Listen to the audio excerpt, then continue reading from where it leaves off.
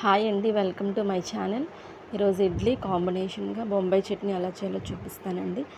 చెప్పాను కదా, idli quantity 6 KG మినపప్పుకి కేజీన్నర idli నాకైతే కరెక్ట్గా ఉంటుంది.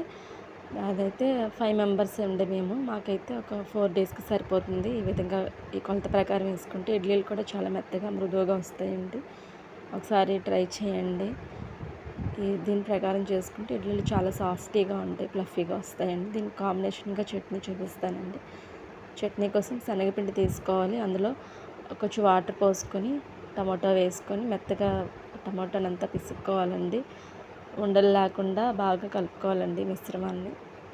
వీడియోలో చూపిస్తున్న విధంగా కలుపుకోవాలండి. ఎక్కడ కూడా ఉండలు ఉండకూడదు. తర్వాత కళాయి పెట్టుకొని అందులో పోపులు, జీలకర్ర, ఎండుమిర్చి వేసుకొని ఫ్రై చేసుకోవాలి. అందులోనే ఉల్లిపాయలు, పచ్చిమిరపకాయలు వేసుకొని బాగా వేయించాలండి. అందులోనే ముందుగా కలిపిన శనగపిండి మిశ్రమం వేసి తగినంత వాటర్ కూడా పోసుకోవాలి. పలుచగానే చేసుకోవాలండి, అప్పుడే బాగుంటుంది. అందులో ఉప్పు, పసుపు, కారం వేసుకొని ఒకసారి బాగా కలుపుకోవాలి. తర్వాత దాన్ని ఒకసారి ఉడికించుకోవాలండి. తర్వాత మరలా చూసుకుంటే ఈ విధంగా బబుల్స్ లాగా రావాలండి. బబుల్స్ లాగా వచ్చి పొంగులాగా వస్తే చట్నీ రెడీ అండి. చాలా టేస్టీగా ఉంటుంది. ఒకసారి ట్రై చేయండి. దీన్ని బొంబాయి చట్నీ అంటారండి. ఒకసారి మీకు కనుక ఈ వీడియో నచ్చినట్లయితే లైక్ చేయండి, షేర్ చేయండి, కామెంట్ చేయండి, సబ్స్క్రైబ్ చేసుకోండి. Thank you.